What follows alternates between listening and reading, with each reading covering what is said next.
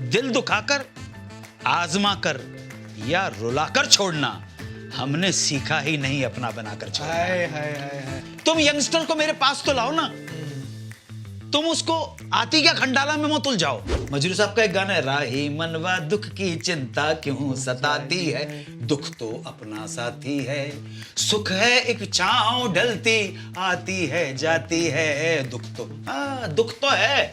Indian खाना खा रहे हैं तो ट्रेडिशनली फ्रेंच और इटालियन और ये साउथ अफ्रीकन वाइन अवॉइड कीजिए। Go for Chilean and Argentinian wine. एक बार इसराइल के दर्शन जरूर करके आना कि ऐसा क्या है उस मिट्टी में कि उस मिट्टी में गद्दार पैदा नहीं होते हैं, और तुम्हारी मिट्टी में ऐसा क्या है नाशुक्रापन कि तुमने अपने गद्दार पैदा किए हैं। कि एक तो गरीब हो और दूसरे स्वाभिमानी हो, इससे बड़ा अभिशाप हिंदुस्तान में कुछ हो ही नहीं सकता। जर्मन के अंदर ईश लिबिडिश बोलते हैं, आई लव यू, इंग्लिश में बोलते हैं, रशियन में लुलुआ ये बोलते हैं, लेकिन सबसे इंटरेस्टिंग है चाइनीज में I love you. Why नहीं? Will you be able to keep my daughter happy? तो मैंने कहा मॉम, गारंटी किसी चीज की नहीं है। मजहबी बहस मैंने की ही नहीं, इतनी अकल मुझ में थी ही नहीं। खत्म हो गई बात। वो तेरी याद थी, वो तेरी याद थी, अब याद आया। कुछ नहीं यार, जस्ट चिलिंग। अबे बोला ना। क्या? अबे मैंने वो बोला। कुछ नहीं यार, जस्ट चिलिंग। Just chilling. थोड़ा पीछे चलते हैं sir, national school of drama की तरफ चलते हैं। एक बहुत इंपॉर्टेंट रोल हर एक्टर की लाइफ में प्ले करता है। कैसा था आपका बैच, कैसे थे आपके प्रोफेसर्स? अलकाजी साहब उस वक्त आपके डायरेक्टर हुआ करते थे। अलकाजी साहब जो थे, इब्राहिम अलकाजी, उन्होंने और दूसरे लोगों ने मेरा सिलेक्शन किया था, लेकिन मेरे सिलेक्शन में उनका हाथ था, क्योंकि मेरे पास जो एडिक्वेट क्वालिफिकेशन, एकेडमिक क्वालिफिकेशन होनी चाहिए वो तो नहीं थी मेरे पास, लेकिन उनको लगा कि इसमें थोड़ा बहुत टैलेंट है, तो उन्होंने 76 में मुझे एडमिशन दे दिया। 77 अप्रैल में उनके खिलाफ एक बगावत हुई और 77 के अप्रैल मई तक उन्होंने एनएसडी छोड़ दिया। दिल टूट चुका था मिस्टर इब्राहिम अलकाजी का। उसके बाद मिस्टर कारंत आ गए। क्या चल रहा था उस वक्त उसमें? कुछ लोग उनके पता नहीं क्या, 2-4-5 लोग थे जरा वामपंथी विचारधारा के लोग, बहुत सारे एनएसडी के अंदर भरे हुए थे। तो उनमें से एक विचारधारा ये भी थी कि ये सर योग की क्लास के अंदर हम पहले आंगिकम भवनम एक प्रार्थना करते थे, सर्वे भवन्तु सुखिनः सर्वे सन्तु निरामया।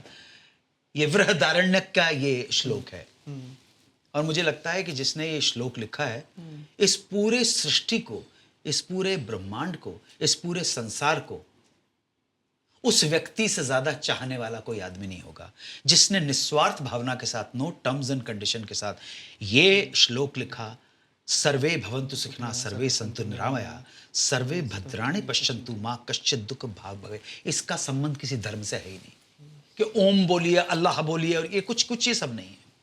तो इस तरह के लोग एलिमेंट भरे हुए, आपका तो पूरा जेएनयू उससे ही भरा हुआ है ना। आलोचना जो होती है वो एक चीज को तर्क की कसौटी पर रखने के बाद मैं आपकी आलोचना कर रहा हूं।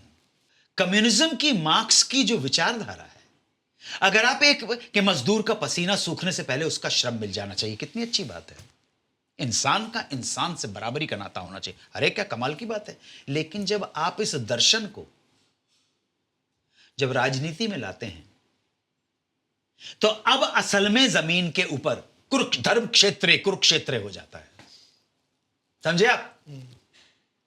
तो कुछ हथियार रख देते हैं, कुछ मारने को आतुर रहते हैं, बस चूक जाती है। और आप इस तरह की वामपंथी की विचारधारा जो है, अपने आप में कार्ल मार्क्स की कमाल की विचारधारा, लेकिन ऐसे लोगों की जो स्वामी भक्ति है वो भारत को छोड़ के दूसरे देशों के प्रति ज्यादा है।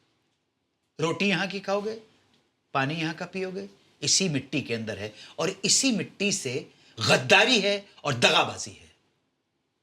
और ये गद्दारी और दगाबाजी हिंदुस्तान की तवारीख में आज से नहीं, बरसों से पहले चल रही है। परेशान करती है सर ये चीज़? बहुत परेशान करती है। मैं इजराइल गया था और अब तो लोग थोड़ा बहुत कहने लगे कि यार एक बार इजराइल के दर्शन करके जरूर आना, एक बार इस्राएल के दर्शन जरूर करके आना और वहां की मिट्टी की सुगंध लेके आना कि ऐसा क्या है उस मिट्टी में कि उस मिट्टी में गद्दार पैदा नहीं होते हैं, और तुम्हारी मिट्टी में ऐसा क्या है नाशुक्रापन कि तुमने अपने गद्दार पैदा किए हैं। हिंदुस्तान को, भारतवर्ष को दुश्मनों से ज्यादा अपने लोगों से ज्यादा खतरा है। ये क्यों है? ऐसा कैसे हो गया? आज से नहीं हुआ है। नेताओं को दोष मत देना। आप क्या कहते हैं? नेता भ्रष्ट हो गए, नेता भ्रष्ट हो गए। नेता को चुनता कौन है? जनता चुनती है। अरे तो भ्रष्ट जनता के भ्रष्ट ही नेता होंगे ना। तुम सोचो कि पेड़ की जड़ के अंदर विष है और फल जो आए वो बड़े लबाबदार और स्वास्थ्यवर्धक है। ये सब इडियोटिक चीज है। हिंदुस्तानियों ने कभी अपनी कलेक्टिव रिस्पॉन्सिबिलिटी लेना नहीं सीखा है। तो जो आपका संविधान है वो जिसने भी बनाया, जिस हालत में बनाया, उनसे कुछ चूक हो गई। उन्होंने अपने देश के लोगों का मनस नहीं समझा कि हिंदुस्तानियों का मनस क्या है।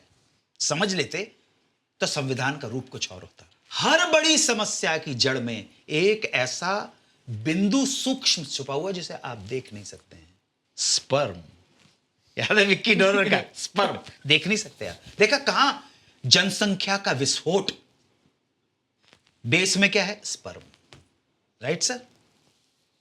रंग भेद, एपाथाइट जिसे बोलते हैं आप, काला और गोरा, क्या है? इतना सा दिखेगा भी नहीं। आप जरा सा पिगमेंटेशन बढ़ाते रहिए, काला हो जाएगा, घटाते रहिए, व्हाइट हो जाएगा, इतना सा है। पहली बात, अमेरिका में तो सिर्फ गोरे काले की समस्या है। यहां तो ब्राह्मण के अंदर ही बहुत सारे वर्ग हैं। हमारे यहां की जो जात बिरादरी ने सत्यानाश कर दिया है हमारा। हम भाषा के नाम पर एक नहीं हो सकते हैं, अंचल के नाम पर एक नहीं है। ये अंचल भी अलग अलग, उसके नाम पर एक नहीं है, भाषा के नाम पर एक नहीं है, धर्म के नाम पर एक नहीं है, देश के नाम पर एक हो सकते हो क्या? वो कहेंगे भगवा, केसरिया, वो कहेंगे हरा, कोई कहेगा सफेद। तुम अपनी नजर तिरंगे पे रखना, उसी में तुम्हारी खैरियत है। जब तक आप तिरंगे के ऊपर एकमत नहीं होंगे तब तक गड़बड़ है दोस्त, तब तक गड़बड़ है। और नेता कोई भी हो, प्रधानमंत्री कोई भी हो, वो बाय प्रोडक्ट है इस करप्ट, प्रिटेंशियस और हिपोक्रेट समाज का। वो क्या कर लेगा? आपकी आबादी 140 करोड़ है, लेकिन आपकी समस्याएं 1040 करोड़ है, और फिर आप प्रधानमंत्री को आप गालियां दे रहे हैं। ना ना, पहले अपने आम जनता अपने गरेबान में झांक के देखे, तुमने क्या किया है। हर आदमी अपने राइट्स मांगता है, मेरे राइट्स हैं। आपने कभी सोचा आपकी कुछ ड्यूटीज हैं अपने देश के लिए, वो पूरी की हैं क्या आपने? जब तक आप कानून नहीं बनाएंगे कि जिसने अपनी ड्यूटीज पूरी की हो वो ही अधिकार मांग सकता है, और देखिए आप हो जाएगा। बिल्कुल बिल्कुल ठीक है। मिडिल क्लास आज रो रही है यार। मिडिल क्लास कहती है हम ये टैक्स दे रहे हैं, हम कमा रहे हैं, किसके लिए कमा रहे हैं? फ्रीबीज खाने के लिए। तो गलत बात है ना।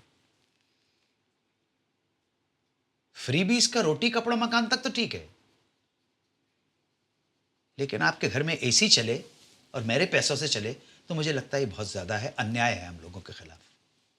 ये अपन इकोनॉमिक्स पे कभी बात करेंगे, इकोनॉमी ही गड़बड़ है। लेकिन फिर भी मैं बहुत तटस्थ दृष्टि से कह रहा हूं कि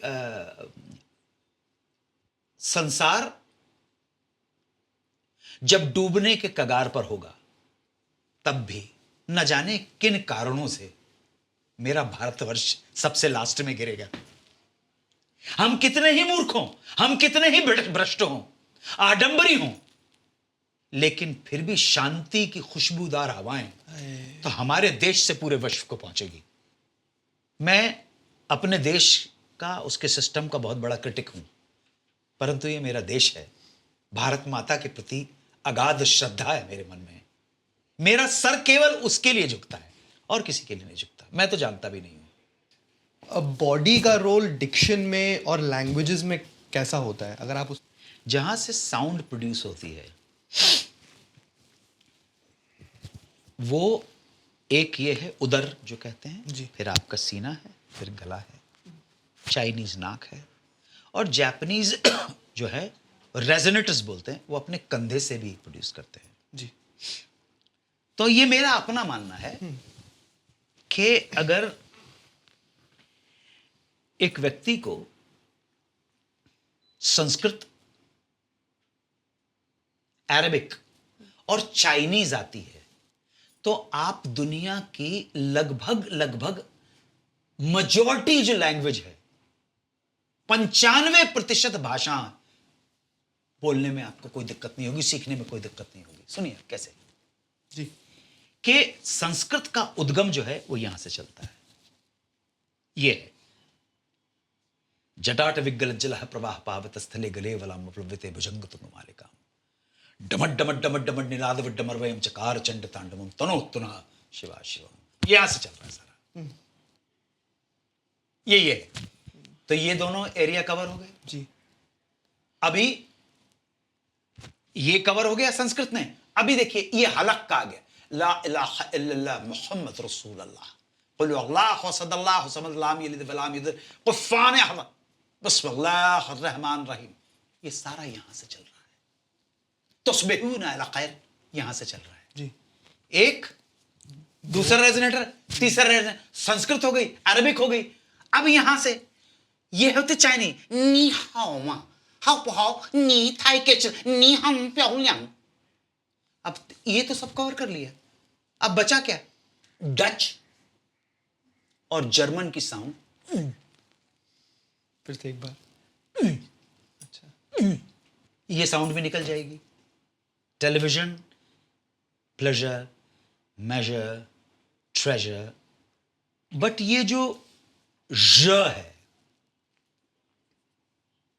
ये अंग्रेजी का साउंड ही नहीं है, ओके ये तो फ्रेंच साउंड है।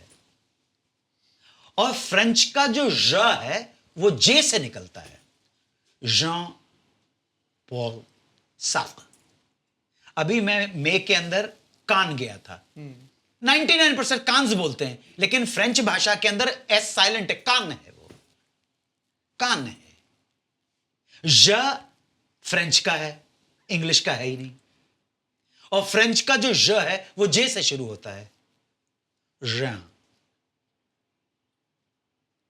फ्रेंच में जो पेरिस का र है वो पगी, जतेम, उसका अपभ्रंश मॉरिशस की जबान हो जाती है। की मानिए मोफिन विनीसी जिस्पुतुआ, ये क्रियोल है, फ्रेंच का मिक्सचर हो जाता है। 95% भाषा, अगर आपने ये रेजोनेटर, ये आपका शरीर है तो भाषा आप कुछ भी बोल देते हो। सबसे पहले तो गाली और आई लव यू सीखते हो आप, बिल्कुल सबसे ऑब्वियसली। आप भाई जाते हो वहां पर तो आई लव यू और गाली सिखा दे यार। हाँ हाँ जर्मन के अंदर इश लिबिडिश बोलते हैं, आई लव यू इंग्लिश में बोलते हैं। रशियन में लुलुआ ये बोलते हैं।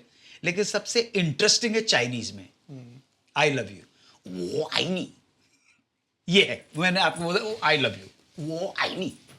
और चाइनीज क्योंकि पिक्टोरियल लैंग्वेज है, इसलिए आपने अगर किसी भाषा को इधर उधर स्ट्रेस किसी और चीज पे दे दिया, एम्फेसिस किसी और पे दे दिया, तो मतलब ही बन जाता है। नी हाओ मा मतलब हाउ आर यू, नी हाओ मा ये इसका मतलब ही चेंज हो जाता है। वो बिल्कुल अलग सी भाषा है। आप चाइना गए कभी? अगर आप जाएंगे चाइना और अगर आप नॉन वेजिटेरियन हैं, एक हफ्ता अगर चाइना में रह गए आप, तो आगे आने वाले 1 महीने तक आप नॉन वेज नहीं खा पाएंगे। और उनको जैसे हमारे मन में क्या चीन हमारा दुश्मन है, उनके आम आदमी के मन में इतना है ही नहीं। वहां पे लंच ब्रेक जो होता है 1 बजे या 1:30 बजे लंच ब्रेक हो जाता है और वो 15 मिनट में खाना खा लेते हैं और बाकी के 45 मिनट सो जाते हैं। इस तरह है चाइना। भाषा आप कुछ भी सीख सकते हैं और अपना तो भंडार भरा पड़ा है। जरा सा अपन उत्तर की तरफ जाएंगे तो हरियाणवी भी आ जाती है, कश्मीरी भी आ जाती है, पंजाबी भी आ जाती है, हिमाचली भी आ जाती है, फिर नॉर्थ ईस्ट की तरफ चले गए, असमी का अपना अलग है, बंगला का अपना अलग है, इधर अपने वेस्ट के साइड में मारवाड़ी आ जाती है, इधर गुजराती आ जाती है, मालवा की भाषा आ जाती है, सेंट्रल इंडिया में बुंदेलखंड आ जाता है, और अपना फिर ज़रा सा आगे बढ़ते हैं, दिल्ली के से थोड़ा ईस्ट के साइड में बढ़ते हैं, ईस्ट और नॉर्थ, तो वो हल्का मथुरा और ब्रज, और जो साहित्य लिखा गया है भाषा के अंदर, अमेजिंग है भाई। साउथ में थोड़ा सा हमको पता नहीं है इतना ज़्यादा साउथ का, लेकिन साउथ की भाषा जो है संस्कृत के, मलयालम तो संस्कृत के बहुत नज़दीक है जी। लेकिन दुनिया की सबसे जो प्राचीन भाषा जो अभी तक हमको ज्ञात हुई है वो संस्कृत नहीं है, वो तमिल भाषा है। संस्कृत नहीं, तमिल है। तमिल में साहित्य संस्कृत में जो लिखा गया है, हम उसको एक्सप्लोर करना हमारा काम है भारतवासी का। और मैं इतना कहूँगा कि जो लोग हिंदू हैं वो इधर उधर के बनाए हुए भजन और इन सब चीज़ों में नहीं पड़े, पहले आपके धर्म की जो भाषा है, जो आपकी रिलीजियस पुस्तकें हैं, शास्त्र हैं, उसकी भाषा के अंदर पहले पढ़ना सीखें। और ये मुसलमानों से सीखें आप, फोकस है, क्योंकि हर चीज डूज एंड डोंट्स बहुत क्लियर हैं, इसलिए अनुशासन है, और अनुशासन एकता लाता है। अल्लाह अकबर, अल्लाह, आपको लेफ्ट हैंड यहां रखना है, राइट हैंड ऐसे रखना है, ये अनुशासन है, ये डिसिप्लिन है, ये ऑर्डर है, ऐसे ही करना है, नियत ऐसे ही बांधनी है। जहां से जो भी सीखने को मिले सीख लो। अगर एकता का संचार तब होगा जब देश में अनुशासन आएगा। अनुशासन के बगैर एकता कभी आ ही नहीं सकती है। सर, आप वाइन्स के बारे में बता रहे थे, आपको वाइन्स पसंद है थोड़ा मेरे को, क्योंकि पता है कि आप अगर वाइन पसंद धर्म से बड़ा अफीम तो मार्क्स से निकाला कुछ है ही नहीं। नशा तो हर चीज का है, लेकिन वाइन मुझे वाइन अच्छी लगती है। वाइन तो मैंने शायद 90s में ही, मिड 90s के बाद ही थोड़ा वो किया। और मैं ऑफिस में भी मेरे फ्रीज़र में दिन के टाइम पर वाइट वाइन होती है, और कभी कभी मैं शाम के टाइम पर 2 ग्लास पर वाइन, नशे के लिए ना, सुरूर अच्छा आता है। अगर आप इंडियन खाना खा रहे हैं तो ट्रेडिशनली फ्रेंच और इटालियन और ये साउथ अफ्रीकन वाइन अवॉइड कीजिए आप। Okay. Go for Chilean and Argentinian wine, क्योंकि उसके अंदर जो ग्रेप्स हैं जिस तरह के, वो सूटेबल टू इंडियन खाना अपने मसालों के साथ। लेकिन अगर कॉन्टिनेंटल खाना आप जा रहे हैं, चिकन पार्मेजान खा रहे हैं आप, हाँ, स्पगेटी अरेबियाता खा रहे हैं आप, पिज्जा मार्गरीता, पिज्जा नापोली खा रहे हैं, ब्रुशेत्ता खा रहे हैं आप, फोकाचिया ब्रेड खा रहे हैं आप, then you can go for red wine. Italian wine is fine, ऐसा नमीलियों की फ्रेंच वाइन, बोर्डो की वाइन बहुत अच्छा है, कोतोदरोन की वाइन बहुत अच्छी है। इटालियन में मुझे कियांती बहुत अच्छी पड़ती है, कियांती रफेलो बहुत अच्छी वाइन है। और बहुत ज़्यादा जो लोग बेवड़े हैं, जिन्होंने बोल रहे हैं अमेरोने, सर कमाल, लेकिन मैं नशे के लिए नहीं, एक सुरूर अच्छा लगता है वो पीता हूँ। और वाइट वाइन में मैं यूजुअली जो वाइट वाइन में भी इटालियन वाइट वाइन जो है, वाइट वाइन जो सैंजोवीज ग्रेप्स के साथ बनती है, उसको मुझे सूट करती है। तो कियांती के अंदर कियांती बहुत अच्छी है, लेकिन रेड वाइन ज़्यादा अच्छी है वो। जी सर, आपने बहुत सारी बायोपिक्स की हैं, आपने वीर सावरकर किया है, गांधी किया है, कबीर भी किया है। कमाल की बात नहीं कि गांधी भी किया और वीर सावरकर भी किया है। ये इसका प्रोसेस ये कैसा रहता है? आप पढ़ते हैं, आई एम श्योर कि आप ऐसे ही नहीं चले जाते होंगे। दोनों, ये तीनों, और एक और रोल किया है मैंने जो कभी आया ही नहीं। उस सीरियल के 8 एपिसोड मैंने की जिसका नाम था निरंकुश। अच्छा। वो नंदू और मंजू ठाकुर ने वो प्रोड्यूस की थी, और उनकी फैमिली से बहुत विशेष स्नेह था। प्रोड्यूसर की जो लड़की थी उनसे मेरा अगाध प्रेम था। फिर उन्होंने मुझे छोड़ दिया। छोड़ नहीं था, बिल्कुल सही बात है, लेकिन ये 8 एपिसोड तो करवाया। तो ये जब छोड़ा तब बंद हुआ? नहीं नहीं नहीं, वो आया ही नहीं। अच्छा, वो उस पे उसका कारण? ये मस्ती आयंगर वेंकटेश का एक नॉवेल था हाँ, जिसमें ये कहानी है कूर्ग के अंतिम शासक की कहानी, जिसका नाम था चिक्कवीर राजेंद्र ओडियार। वाह। उसका रोल मैंने किया। साइकोपैथ था बाबा वो। पुणे में शूटिंग की मैंने। तो वो 8 एपिसोड। सबसे पहले मुझे अनिल चौधरी साहब ने मौका दिया कबीर करने का। उसके बाद केतन मेहता साहब का आभारी रहूंगा कि उन्होंने मुझे सरदार के अंदर गांधी का रोल दिया। उस गांधी के रोल के बीच में ही शायद निरंकुश आ गया था। उसके बाद 95 में प्रियदर्शन ने एक फिल्म बनाई सजाए काला पानी। उन्होंने कहा सावरकर जी का रोल करना है। तो मैंने वो साउंड एंड लाइट का प्रोग्राम देखना और वहाँ पे सावरकर साहब की एक कविता को मैंने डायलॉग में बदला। याद है क्या आपको? या बिल्कुल अरे याद। बिल्कुल मैं सच कैसे में। भूल सकता हूँ। तो सीन कुछ ऐसे जाता है, अब रखा है या नहीं रखा है वो अलग बात है, लेकिन मैंने शूट तो किया था। जी। जेल के उसमें बैठे हुए हैं तो वहाँ पर उनके जो 2 एक्टर, आई थिंक मोहनलाल और प्रभुदेवा, आई थिंक ये साउथ के बड़े बड़े बड़े नाम हैं, ये बहुत बड़े हीरो माने जाते हैं। ये दोनों बैठे हुए हैं और ये पूछते हैं कि दादा ये दिन कैसे गुजारे। तो दादा का जवाब क्या है, ये जो उनका डायलॉग है वही उनकी एक कविता को मैंने ट्रांसलेट कर लिया था। दादा ये दिन कैसे गुजारे। तो सावरकर कहते हैं कि अत्याचार और यंत्रणा के दमघोटू माहौल में, अत्याचार और यंत्रणा के दमघोटू माहौल में जीवन और आशा की केवल एक किरण दिखाई देती थी और वो था मेरी कोठरी के बाहर चिड़ियों का चहचहाना और बुलबुल की बोली। ये तो मैं अभी डायलॉग बोल रहा हूं, मैं सावरकर बन के नहीं बोल रहा, मैं आपको इसलिए कि ताकि समझ सके ऑडियंस, इसलिए बोल रहा हूं। डायलॉग है, अत्याचार और यंत्रणा के दमघोटू माहौल में जीवन और आशा की केवल एक किरण दिखाई देती थी और वो था मेरी कोठरी के बाहर चिड़ियों का चहचहाना और बुलबुल की बोली। कोई इनको सुनता तो यही कहता कि जिसकी कोठरी के बाहर बुलबुल भी देशभक्ति के गीत गाता हो वो कोठरी तो वीर सावरकर की होगी।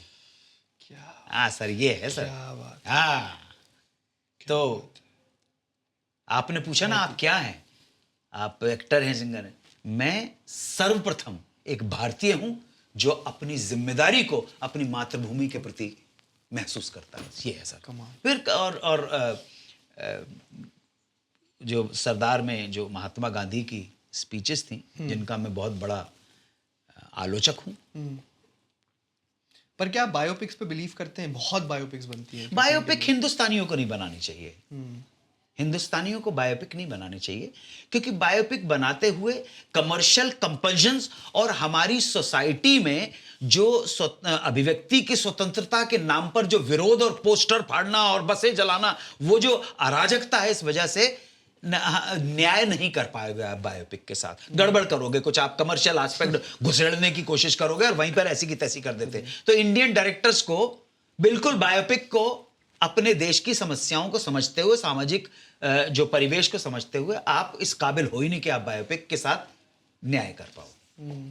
ये मेरा सोचना है। क्या कमर्शियल है, बनाते हैं। अभी मैंने सुना अब किसी जगह बोल दिया उसने, पिछले साल का एक फिल्म के प्रमोशन के लिए गया कि कोई रामायण के ऊपर कुछ बना रहा है। मैंने कहा अच्छा बनाए भाई, बनाया। कह ले उन्होंने इसको ऐसा बनाया। तो मैंने कहा जनता मारेगी, तो वो उसके ऊपर वायरल कर दिया। मैंने मारे को यार, आपको क्यों कीड़ा उठ रहा है कि आप महाभारत और रामायण को छोड़ दो ना यार, कुछ और बनाओ ना। कुछ आप बनाएंगे, आप उसके अंदर, मुझे मालूम है उसके अंदर क्या दिखाओगे, क्या दिखाओगे, ऐसा क्या उखाड़ लोगे तुम कि उसको नया इंटरप्रिटेशन करोगे तुम। कोई इंटरप्रिटेशन की जरूरत नहीं है। अंधा युग जब आप देखेंगे, धर्मवीर भारती, डॉक्टर धर्मवीर भारती का, ये फिल्म वालों को बताइए, उसके अंदर सब कुछ लिख दिया है, सब कुछ आ गया है। कृष्ण क्या है, महाभारत का युद्ध क्या था, अश्वत्थामा क्या है, गांधारी का श्राप क्या था, हमसे पूछिए ना। कृष्ण के बारे में कभी बुलाइए तो मैं बताऊंगा कि कृष्ण क्या है। जी सो ये, लेकिन इनमें मुझे कहते हुए कोई गुरेज नहीं है कि जहां आनंद की अनुभूति हुई है, वो रोल तो कबीर का था।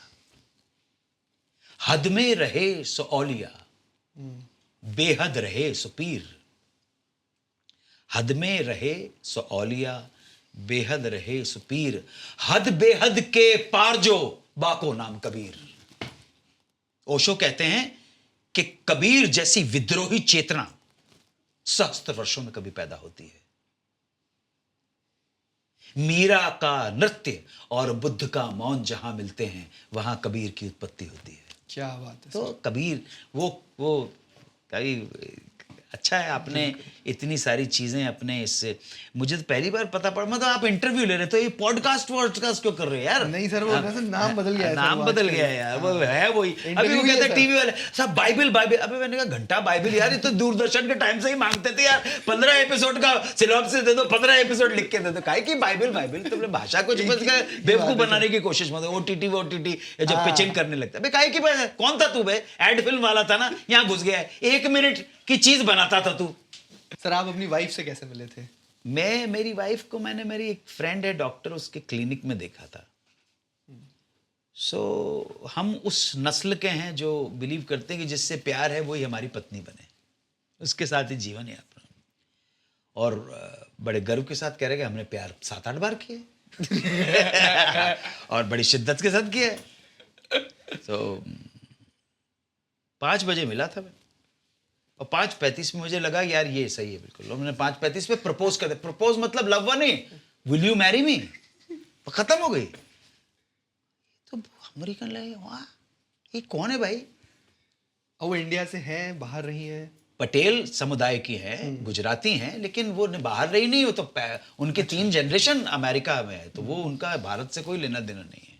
और अमेरिका में एक फ्रेज है, होटल मोटेल एंड पटेल, ये है होटल मोटेल एंड पटेल ये तो ये तो चलता रहता है।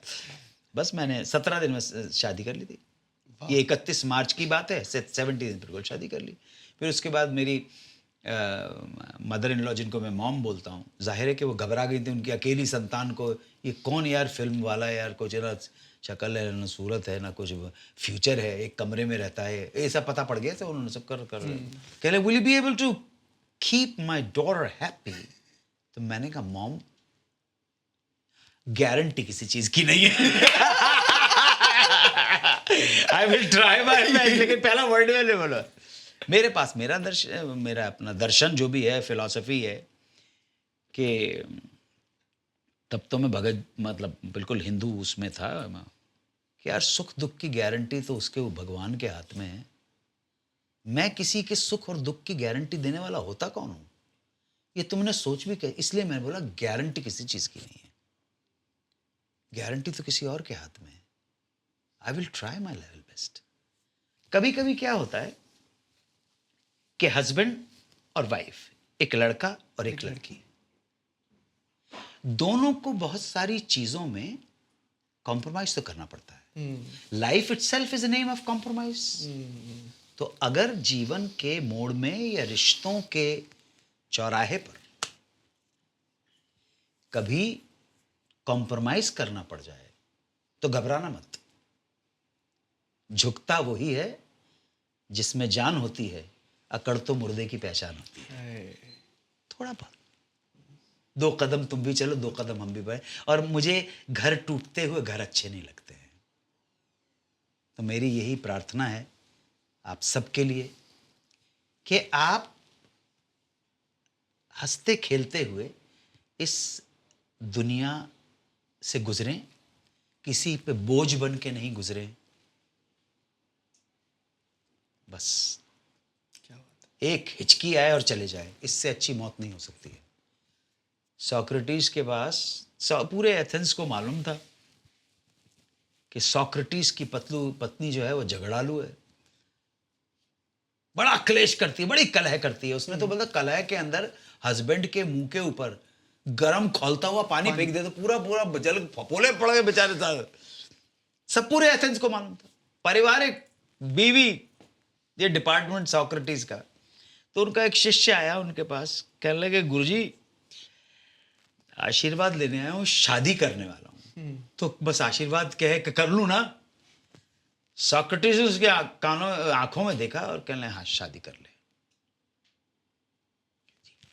गुरु की आज्ञा चलो बात। कहने लगे बस एक सवाल पूछना था कि पूरे एथेंस को मालूम है कि आपके परिवार की स्थिति क्या है, आपकी पत्नी और आपके बीच के जो संबंध है सब दुनिया जानती है, पूरे क्लेश कलह कष्ट से भरे हुए हैं, दुखी हैं आप पत्नी के नाम से, फिर भी आप मुझे सलाह दे रहे हैं कि मैं शादी कर लूं। सॉक्रेटिस ने कहा देख बेटा, शादी तो तू कर ले, इसलिए कि बीवी अगर अच्छी मिली तो तेरी जिंदगी बन जाएगी, और बीवी खराब मिली तो तू सॉक्रेटिस बन जाएगा। इधर याद आ रहा है। मैं जितने अगर आपके जो मुस्लिम्स जो सुन रहे हैं अगर हैं तो मैं उनको याद दिलाना चाहूंगा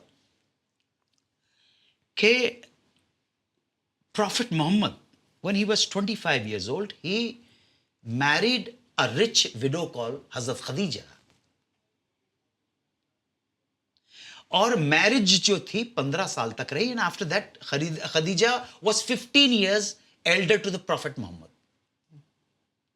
और मैरिज 15-16 साल तक रही, मतलब जब वो 55 की हुई तब उनको वफात मिली। सो इस्लाम की मदर मानी जाती है, मदर ऑफ मुसलमान, उम्मुल मोमिन।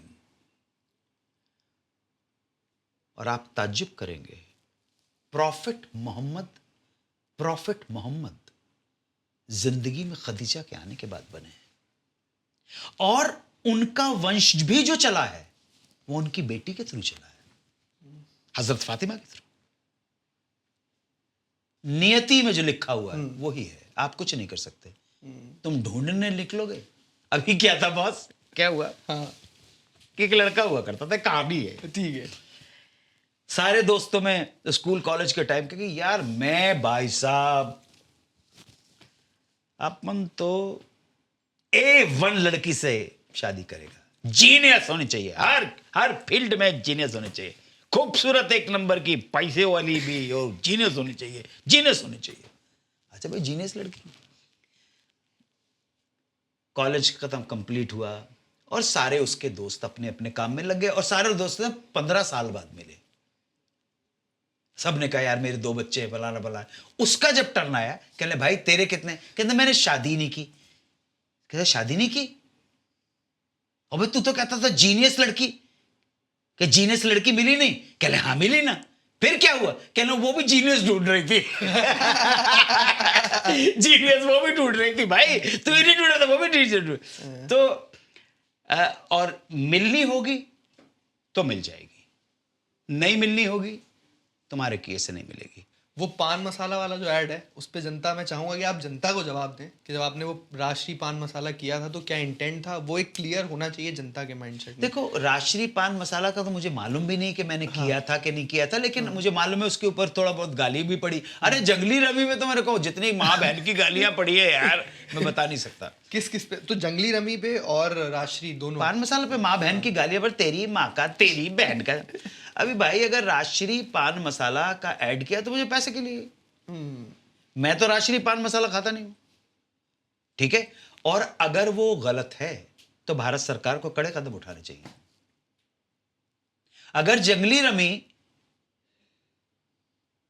गैर कानूनी है तो सरकार का काम है उस जंगली रमी बनाने वाले को पकड़ना। मैं तो एक्टर हूं, सीधी सिंपल सी बात है। अब राष्ट्रीय पान मसाला लाए कि उसने एक अच्छी बात की, राष्ट्रीय पान मसाला क्या उसमें क्या सोच है, कुछ ऐसा क्या लाइन क्या थी? स्वाद में सोच है। स्वाद में सोच। अरे बरसों पहले की बात है, तो 10-12 साल पहले की। स्वाद में सोच है।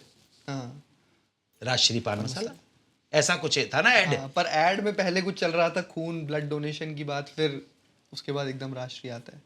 अभी इसके लिए एक बात बोलूंगा, मैंने तो कर लिया, गालियां भी खा ली, आपने गालियां भी दे दी। सिर्फ राष्ट्रीय पान मसाला और ब्लड डोनेशन वाली बात आपको सिर्फ इसलिए नहीं पच रही कि राष्ट्रीय पान मसाला है वहां पर। सही बात है। हाँ, इसका मतलब यह है कि तुमको अच्छी और इंपॉर्टेंट और रेलेवेंट बात से मतलब नहीं है। तुमको अमृत से मतलब नहीं है, तुम्हें बर्तन देख रहे हो तुम। अबे तू ये बता, ब्लड डोनेट करेगा कि नहीं करेगा, कि अटका रहेगा कि पान मसाले के ऊपर? ये इसका दूसरा पहला बोल। बात अच्छी कोई भी करे, वो शराबी हो कबाबी हो, अगर बात अच्छी कर रहा है और तुम समझदार हो तो मैं तो अच्छी बात को ले लूंगा। मैं नहीं देखूंगा कि शराबी ने कही है, क्योंकि तथाकथित जिन्होंने चोले पहने हुए हैं वो तो शिट बात करते हैं। क्या सर? सही बात है सर। इसलिए किसी आदमी के तथ्य की जो बात है, गहराई की बात है, सत्य की बात है, कहने वाले के चोले को मत देखना, सत्य को पहचानना सीखो। कंगना रनौत करके एक लड़की है, हीरोइन है वो, और फिर उसने पूछा कि सर वो हीरोइन ही नहीं है सर, वो मेंबर ऑफ पार्लियामेंट है। तो मैंने कहा खूबसूरत भी है और पावरफुल भी है, तो डबल वहमी हो गई ना। अब उन्होंने कहा अन्नू कपूर जी का जो ये एटीट्यूड है कि वो किसी लड़की को तरक्की करते हुए नहीं देख सकते और लड़की के अगेंस्ट है कि, तो मैंने उनको एक पत्र लिखा, प्रिय बहन कंगना। देखो वो तुम निकालना इंटरनेट के ऊपर। प्रिय बहन कंगना, नमस्कार, मैं ये बताना चाहता हूं कि मैं ये चीजें नहीं देखता हूं, और किसी वस्तु या किसी पर्सन के बारे में न जानना अपराध नहीं है।